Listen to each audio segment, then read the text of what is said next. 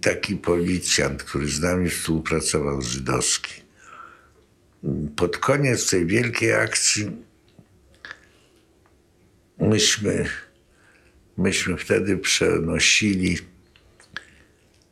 bośmy tak jak był, bo tam zrobili taki kocioł, gdzie z wszystkich ulic wyrzucono tych wszystkich żyjących Żydów jeszcze na 4 ulice.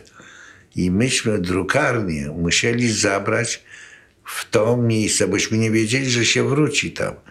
Że drukarnięśmy zabrali w jedną z tych uliczek, gdzie się zgromadziło te 80 czy ileś tysięcy ludzi. Przed wyłożeniem gdzieś postawiliśmy ją w jakimś pokoju, bo wtedy już nie było w ogóle co ukrywać, bo to wszystko pędzono na śmierć. I po 2 dniach wypuszczono te 44 000 z powrotem do getta, a reszta wywieziono. I to było i nazajutrz rano musieliśmy tę drukarnię przecież odzyskać. To poszliśmy z Abraszą i z Berkiem Schneidmillem na Kupiecką, zaraz po tej stronie, to będzie pod 2. Nie albo może pod 4.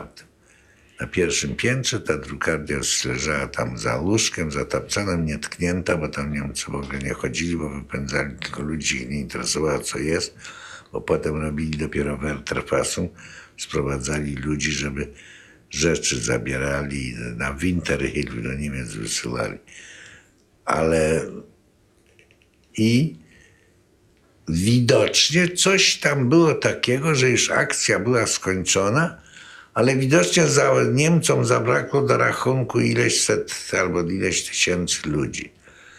I tutaj my poszliśmy już tak fraj po tą drukarnię i jak wychodzimy, nas policja żydowska łapie, bo oni muszą dostarczyć 5 lepków, 4 lepki jeszcze do godziny 2 i tak dalej.